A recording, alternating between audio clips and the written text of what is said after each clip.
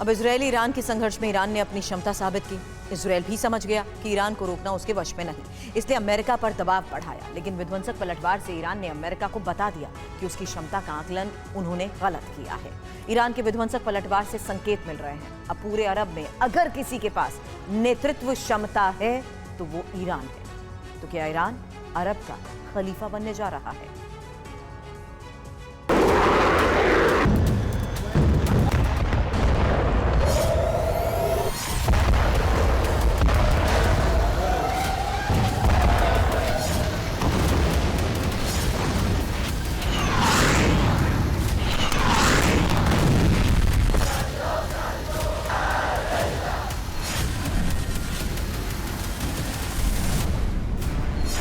Iran ये वो देश है जिस पर संपूर्ण कब्जा कर पाना इतिहास के कई आक्रमणकारियों के लिए मुश्किल ही था।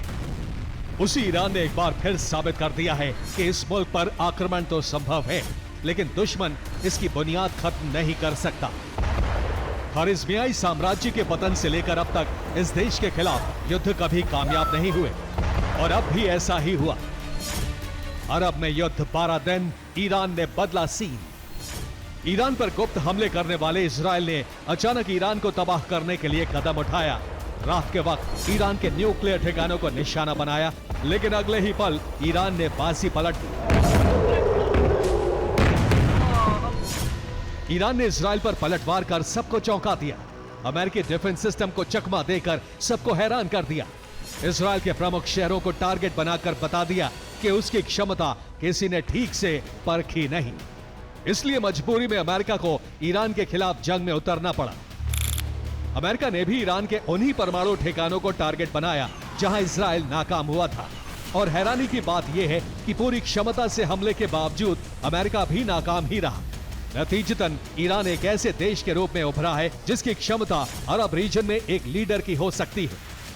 अमेरिका और इजरायल के निशाने पर ईरान सिर्फ इसलिए नहीं था क्योंकि उसके पास संवर्धित यूरेनियम मौजूद है और वो परमाणु हथियार बना सकता है, बल्कि ईरान पर हमले इसलिए शुरू हुए हैं क्योंकि अमेरिका और इजरायल के लिए मुश्किलें खड़ी करने वाले संगठनों को ईरान की तरफ से पूरी मदद दी गई थी। इस नेतृत्व क्षमता का प्रदर्शन दरअसल इन 12 दिनों के युद्ध में ही प्रमाणित नहीं हुआ है, बल्कि ये क्रम ईरान बनाम हमास के संघर्ष से शुरू हुआ है।